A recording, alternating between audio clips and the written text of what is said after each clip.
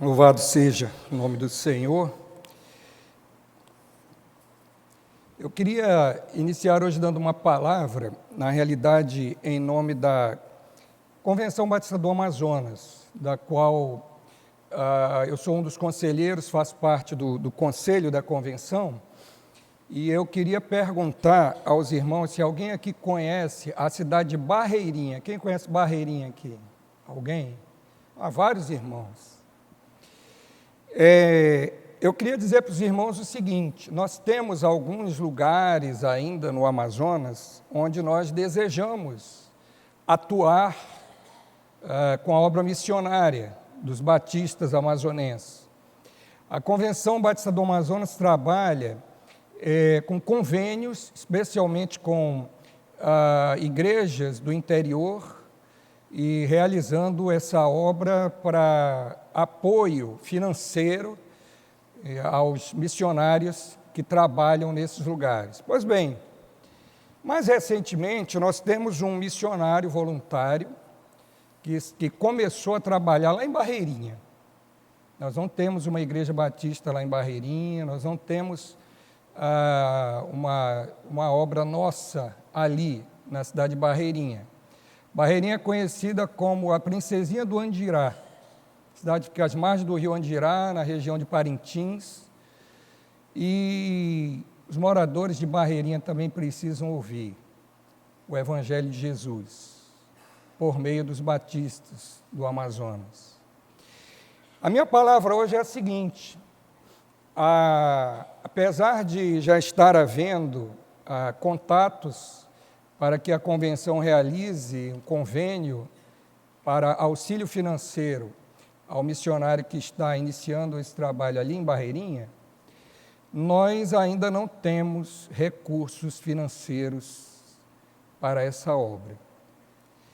E eu quero dizer isso para os irmãos hoje aqui, porque eu sei que é desejo do nosso Deus que nós estejamos ali, que nós apoiemos esse trabalho.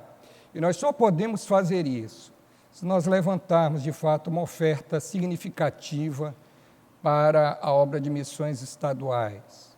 A nossa igreja apoia a obra de missões estaduais não apenas levantando ofertas, eu sei que há irmãos que contribuem até mensalmente com esse trabalho, mas também por meio do chamado plano cooperativo, quando a igreja destina uma parte do seu orçamento para essa obra.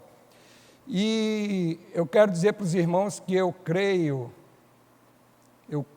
piamente que o Senhor vai nos abençoar, que o Senhor vai nos ajudar e que em breve nós teremos uma igreja forte, vibrante, ali na cidade de Barreirinha também, como nós temos em tantos outros municípios do nosso estado.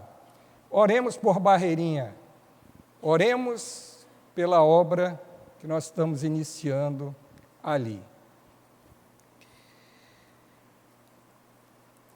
Mas eu queria hoje falar a respeito de um tema que com certeza agrada a todo mundo. Onde está a verdadeira felicidade? Dizem que as pessoas vivem buscando a felicidade. A gente já nasce procurando ser feliz. E quem não quer ser feliz, de alguma forma, deve estar enfrentando algum problema sério na sua vida. Nós desejamos, de fato, encontrar significado na nossa vida e ser felizes. E aí vem uma pergunta que eu acredito que seja muito difícil de responder para alguns, quem sabe para outros seja mais fácil. Mas a pergunta é: do que você precisa para ser feliz? O que você não tem hoje e que, se você tivesse, você acredita que isso o deixaria feliz? A gente sabe que essa pergunta é muito difícil de responder, porque, segundo os estudiosos nessa matéria, nós, de fato, nunca estamos completamente satisfeitos com aquilo que somos, com aquilo que temos ou com as nossas experiências na vida. jamais estaremos absolutamente ou permanentemente satisfeitos com coisa alguma. Dizem que o homem que era considerado o homem mais rico do mundo na sua época, muitos anos atrás, foi entrevistado e perguntaram a ele o seguinte: quanto você gostaria de ter para ser realmente feliz? E a resposta dele foi muito interessante. Ele disse: um pouquinho mais. Era o homem mais rico do mundo. Mas ele foi sábio. Né? Ele sabe que nós sempre desejamos um pouquinho mais.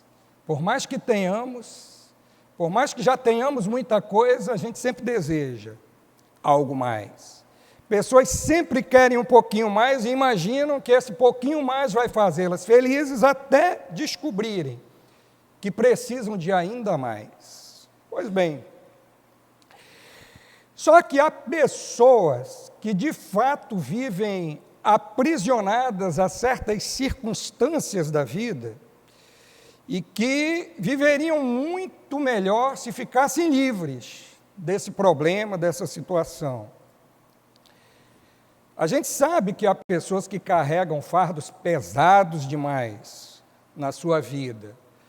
E sabemos também que algumas pessoas carregam fardos muito mais pesados do que outras, seja por causa de uma enfermidade, ou talvez um tempo de desemprego, ou uma fatalidade acontecida na sua vida, na sua família, ou qualquer outra situação que você não possa controlar.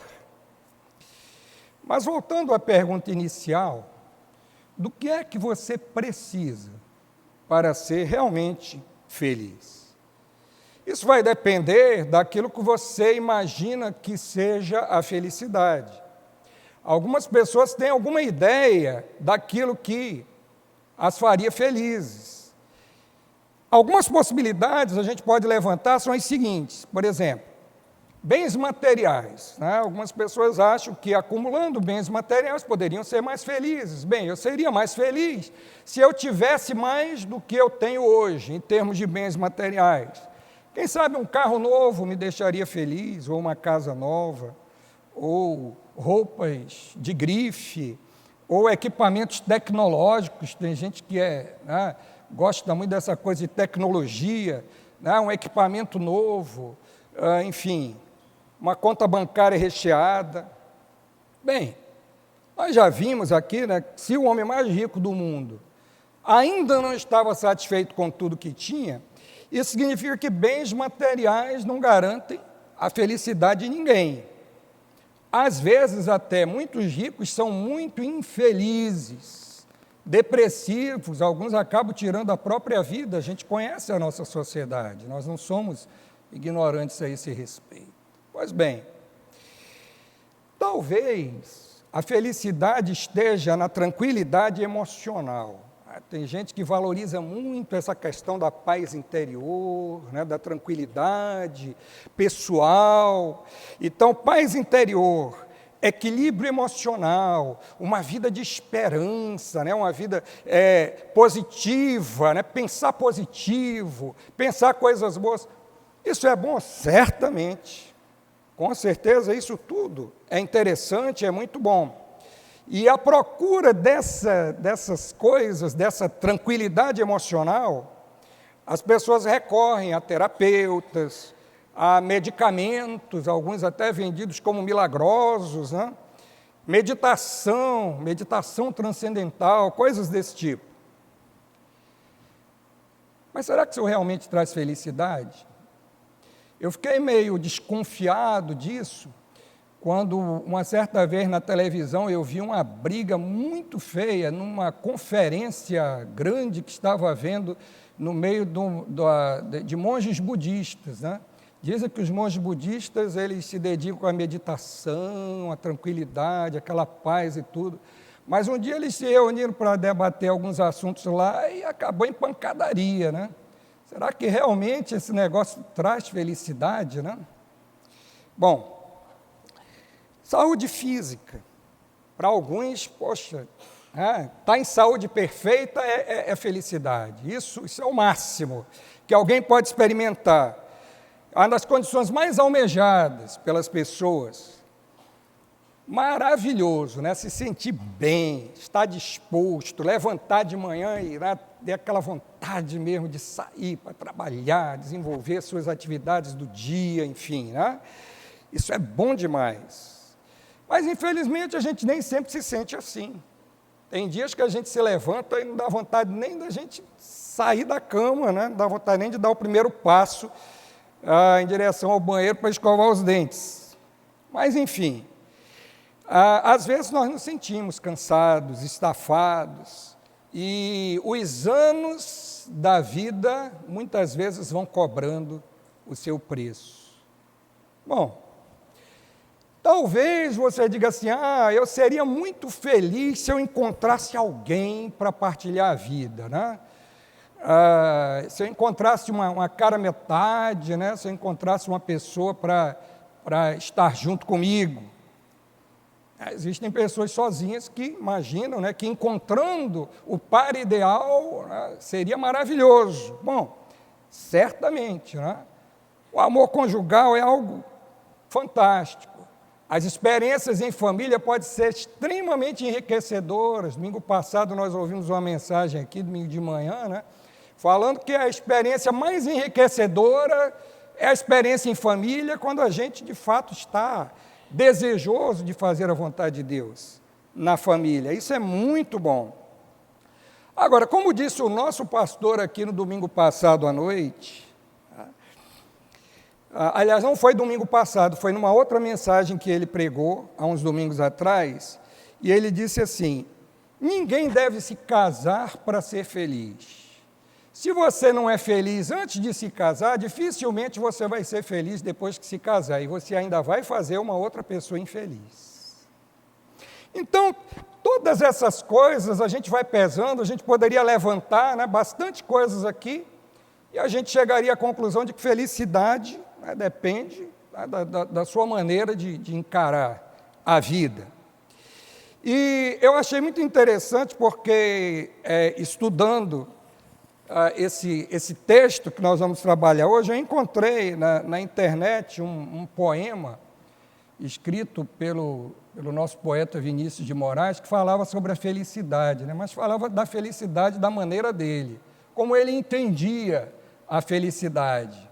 E é muito interessante, né? Eu vou ler aqui apenas uma pequena parte da música, né, que ele fez para esse poema. A felicidade, para ele, é a seguinte, ele já começava dizendo assim, tristeza não tem fim, felicidade sim. A felicidade é como a pluma que o vento vai levando pelo ar, voa tão leve, mas tem a vida breve, precisa que haja vento sem parar. E logo depois ele diz assim também, a felicidade é como a gota de orvalho numa pétala de flor, brilha tranquila, depois de leve oscila, e cai como uma lágrima de amor. Essa era a ideia que ele tinha a respeito da felicidade, ou seja, felicidade de fato não existe, existem alguns momentos, alguns lampejos de felicidade. Mas será que é assim mesmo? Queria que você abrisse a sua Bíblia, no Evangelho de Mateus, capítulo 8. Nós vamos ler apenas 4 versículos. Mateus capítulo 8, versos 1 a 4.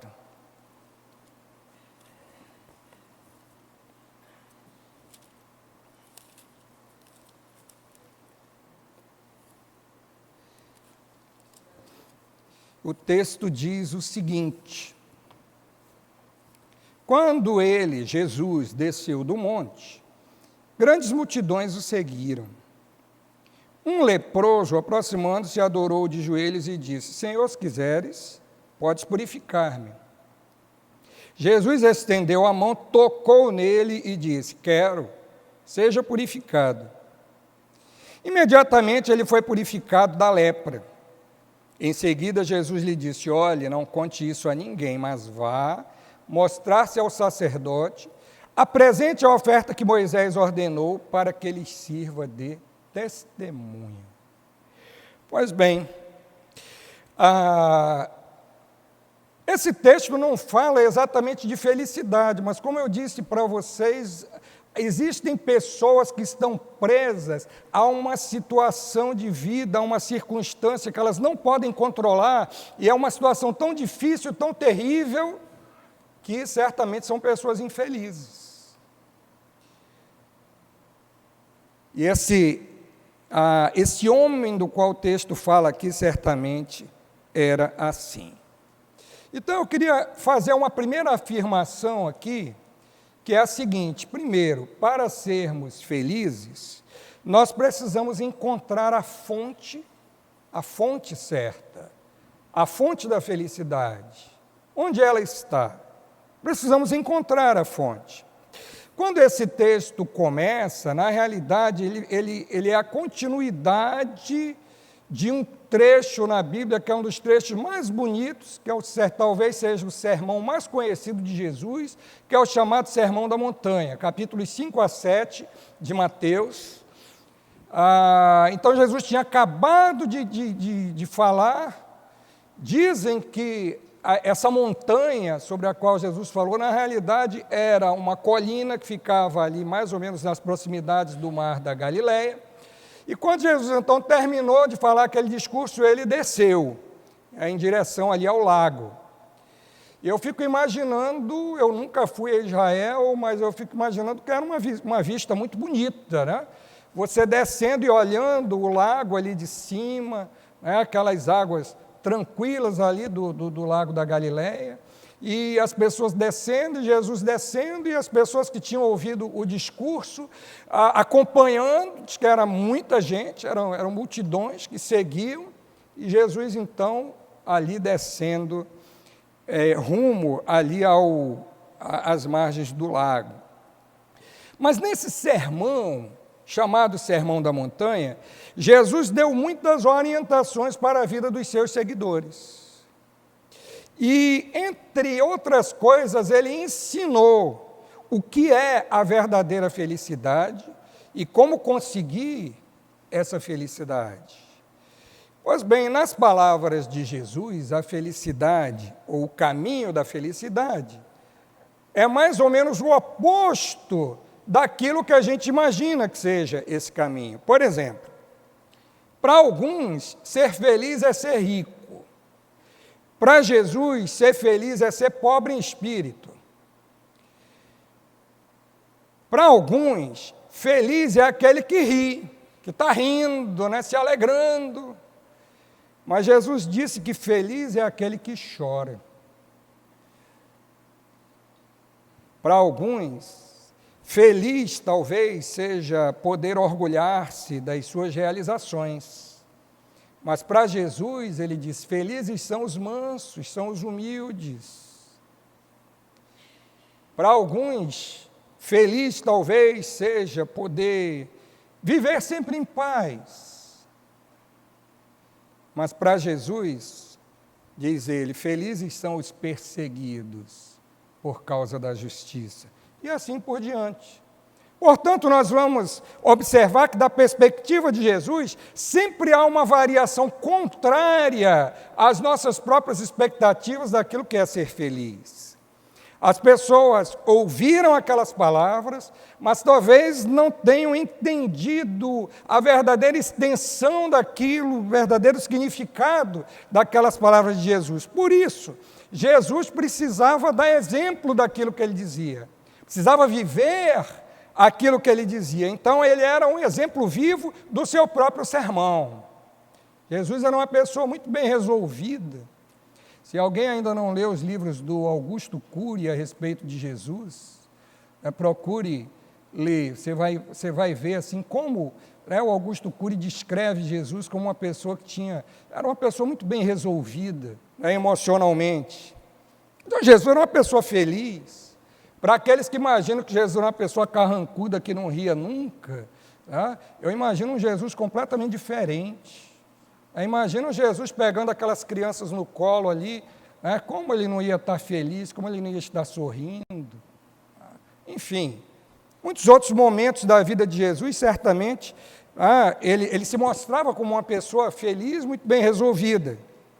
Então, ele era um exemplo do sermão que ele pregava. Mas quando ele terminou o sermão, e ele então começou a descer o monte, estava vindo aquele monte de gente atrás dele.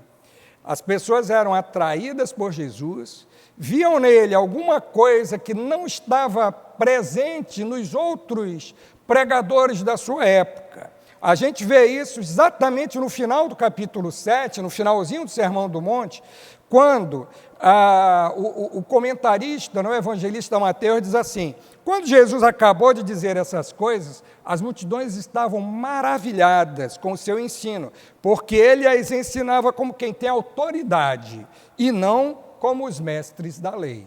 Então as pessoas, de fato, ouviram e ficaram maravilhadas, e a gente precisa seguir esse homem. Desceram junto com ele. Todo mundo percebia ali que Jesus era mais do que um profeta, era mais do que um mestre da lei, ou mais do que um simples líder religioso. Ele era, de fato, a fonte da felicidade. As suas palavras eram um reflexo de quem ele era, e sempre levavam para ele mesmo, como aquele que tem o poder para tornar as pessoas felizes. Por exemplo, no capítulo 11, verso 28, Jesus diz assim: venham a mim, todos vocês que estão cansados e sobrecarregados, e eu lhes darei descanso. Ou seja, ele sempre focava a atenção nele mesmo, como a fonte do descanso, da paz, da felicidade. A verdade é que aquela multidão que seguia Jesus por toda parte era composta de pessoas que viviam cansadas, sobrecarregadas pelos fardos da vida e pela sua própria atitude diante das dificuldades que enfrentavam. Mas sabe de uma coisa? Para ser felizes de verdade, nós precisamos não apenas encontrar a fonte certa, mas precisamos também buscá-la com afinco. Precisamos buscá-la com persistência. Aquela multidão tinha encontrado a fonte da felicidade, mas muitos deles, infelizmente, não conseguiram identificar Jesus como a fonte da felicidade. Jesus nunca se impressionou com multidões. Ele gostava de conversar pessoalmente.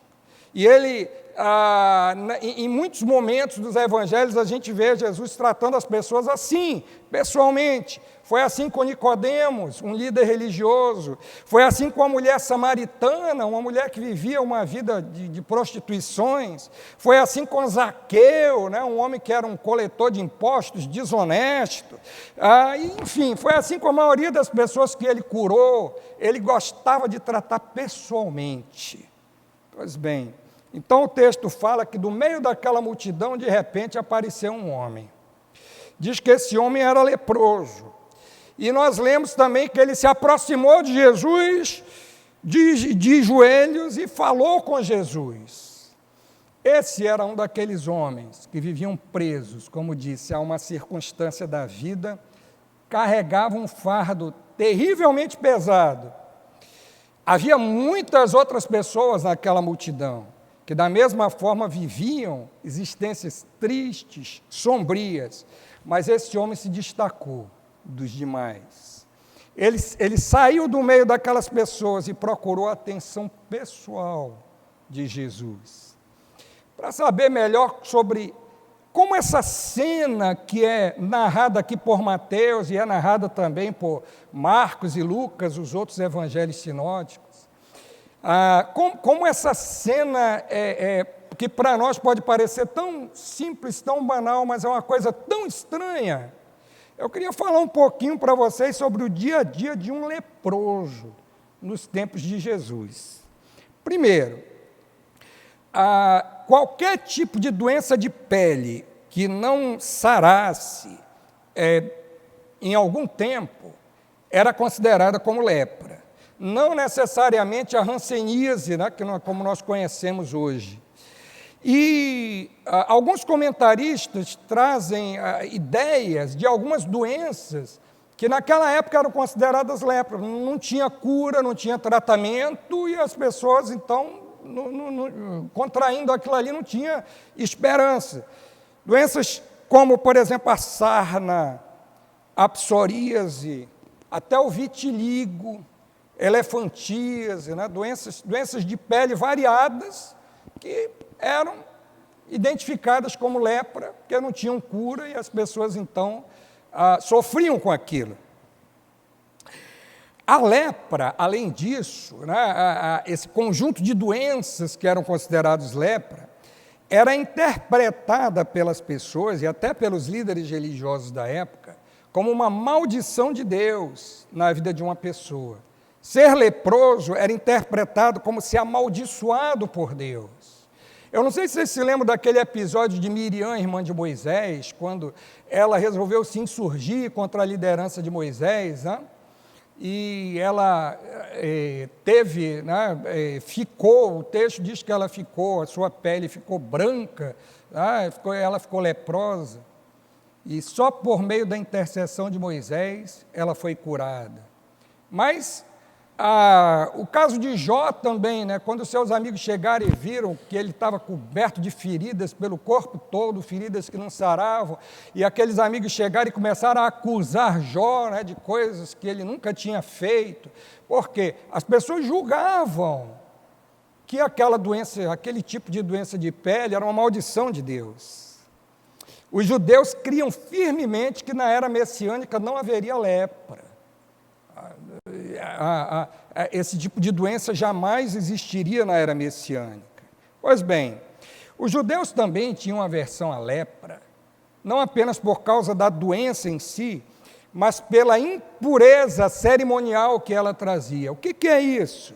Qualquer um que tocasse num leproso, ou nas roupas que um leproso tinha vestido, ficava impuro, não podia participar dos cultos e nem podia viver em comunidade durante um determinado número de dias.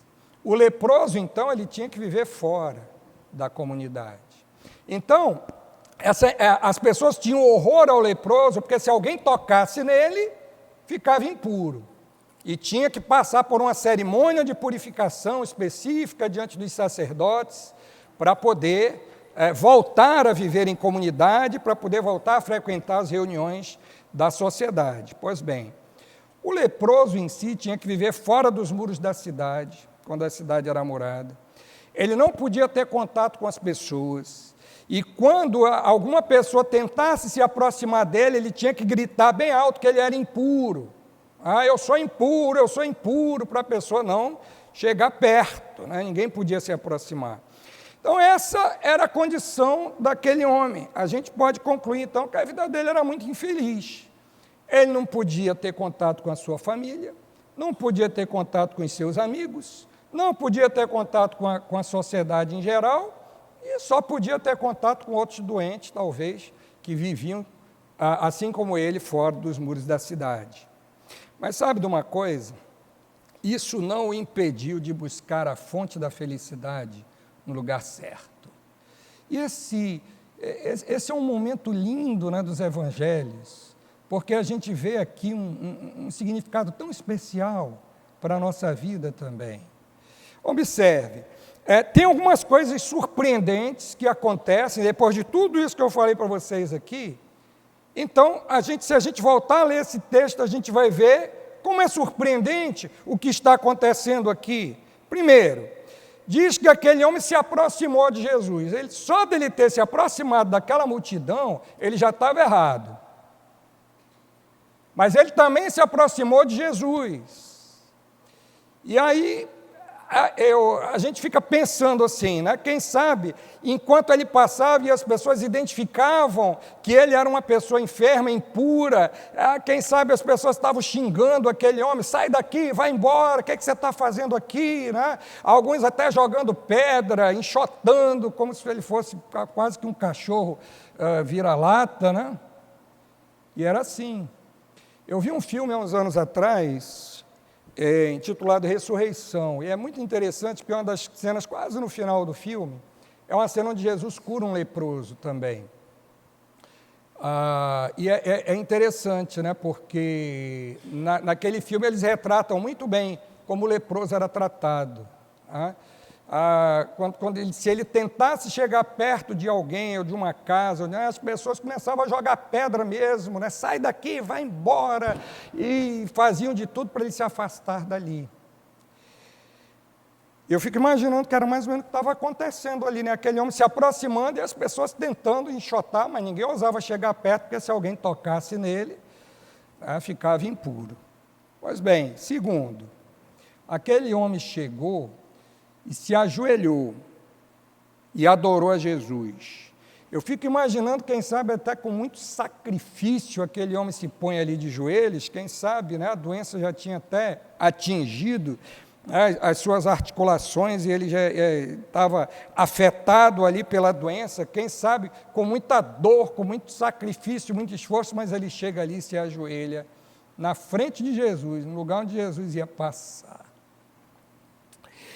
E eu fico pensando assim, que essa atitude desse homem fez toda a diferença. Ele tinha encontrado a fonte da verdadeira felicidade, e ele estava procurando com muita determinação. Adorando Jesus daquela maneira, aquele homem primeiro se declarou pecador. Ele declarou que ele não tinha condições mais de levar a vida que ele levava. Ele reconheceu que Jesus é Deus, porque ele disse, né, se quiseres, tu podes me curar. Ele percebeu que poderia ser o alvo do grande amor de Jesus e demonstrou ali a sua fé no Senhor. Mas a terceira coisa, ele falou com Jesus. Ele se dirigiu a Jesus e disse: Senhor, se tu quiseres, tu podes purificar-me. Essa sua declaração revela a sua fé no poder de Jesus. Por outro lado, também mostra a sua humildade em reconhecer que somente pelo poder de Jesus e pela sua vontade, ele poderia ser curado. Ele cria que Jesus podia curá-lo, mas ele temia ser ignorado. Quarta coisa, Jesus, o texto diz muito claramente aqui, estendeu a sua mão e tocou nele. Eu fico imaginando a multidão a essa altura, assim, com aqueles olhos arregalados, né? E já murmurando e pensando assim, como é que Jesus tem a coragem de tocar nesse homem? Jesus não está vendo que ele é um imundo?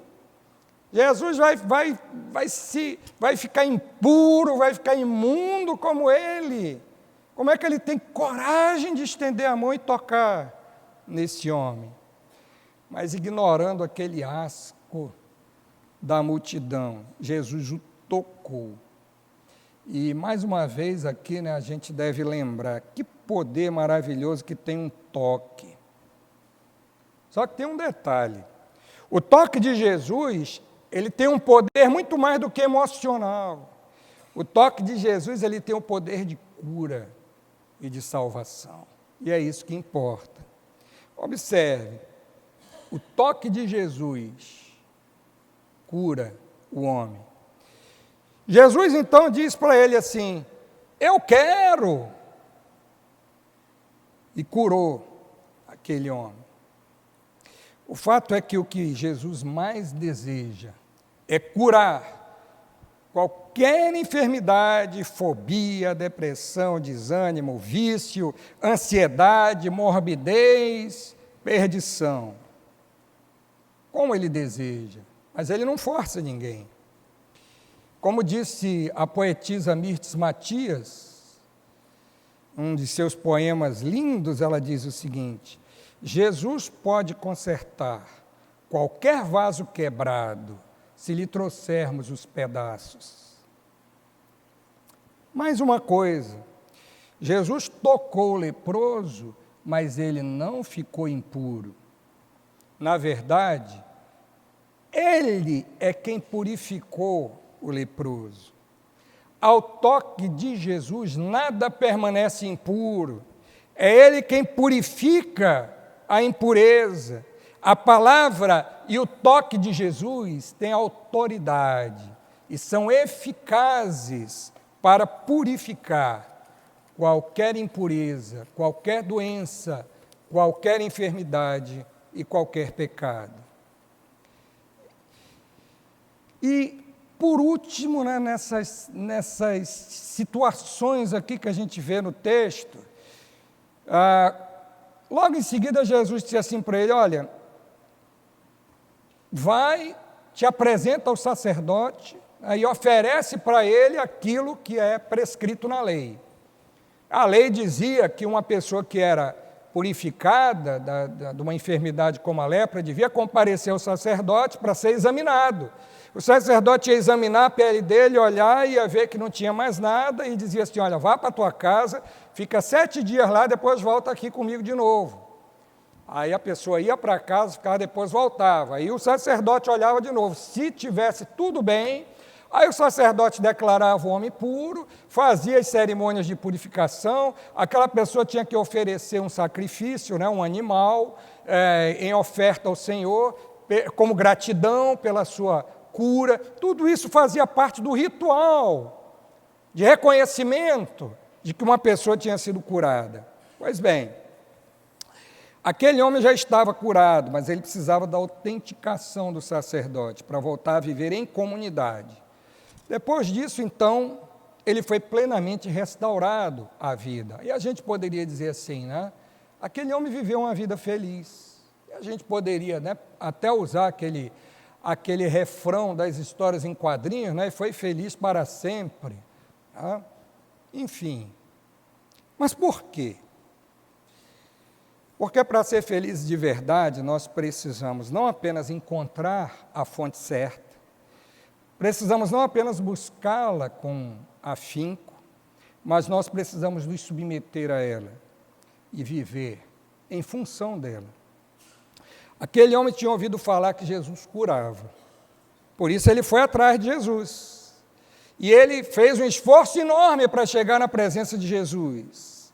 Ele não tinha dúvida nenhuma de que Jesus podia curá-lo, porém, ele não sabia se Jesus estaria disposto a usar os seus poderes para curar alguém que fosse lá para pedir, para solicitar os seus favores, como ele estava fazendo. Por isso as suas palavras foram essas, Senhor, olha, se tu quiseres, eu sei que tu podes me purificar. Mas Jesus não apenas é todo poderoso, porque ele é Deus, mas ele tem um amor perfeito.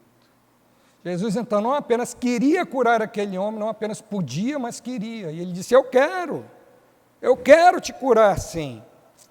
No texto paralelo no Evangelho de Marcos, é interessante que está registrado que Jesus, naquele momento, se sentiu profundamente compadecido pela situação daquele homem aflito. E o Marcos é o único que mostra, que registra esse sentimento de Jesus, esse compadecimento profundo de Jesus. Mas os 3 evangelistas registram que Jesus desafiou todas as regras, todos os regulamentos religiosos, civis, sanitários, para estender a mão e tocar naquele homem. Também registram que logo após o toque, ele disse as palavras de poder que curaram aquele homem. Sim, é verdade, a vida daquele homem nunca mais foi a mesma. Ele estava livre da sua lepra, a doença que tanto tinha atormentado, que tanto tinha separado de todos, da sua família, dos amigos, da comunidade. Mas a sua vida nunca mais foi a mesma, principalmente porque ele teve um encontro com Jesus, que é a fonte da verdadeira felicidade. Com esse milagre, Jesus mostra que, se ele pode purificar um leproso e curá-lo, ele pode também transformar a vida de qualquer pessoa. A purificação daquele leproso representa mais do que uma simples cura. Na verdade, ele é um sinal a respeito da salvação de todo aquele que crê.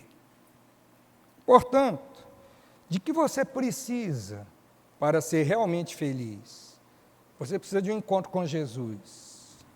Você precisa entregar a sua vida a Ele. Você precisa entregar seus problemas a Ele. Você precisa se entregar completamente, de corpo e alma, a Jesus.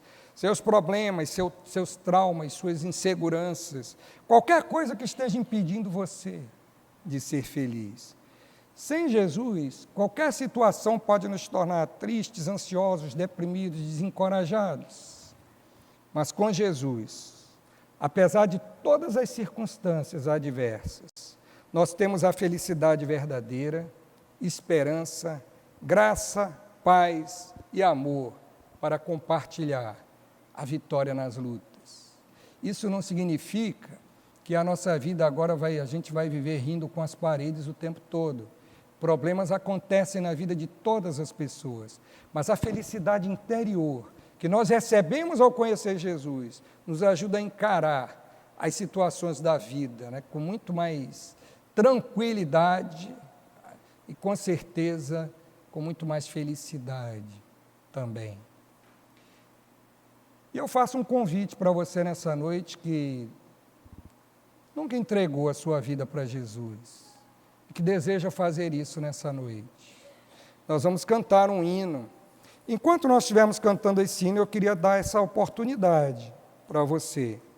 Se você quiser entregar a sua vida para Jesus, nós estaremos aqui na frente aguardando e eu quero orar pela sua vida. A igreja vai orar por você, a igreja vai recebê-lo e a igreja vai mostrar para você como viver com Jesus. É tão bom. Vamos cantar? E aqueles que, se alguém deseja receber Jesus no seu coração hoje, vem aqui na frente, eu vou estar esperando para orar por você.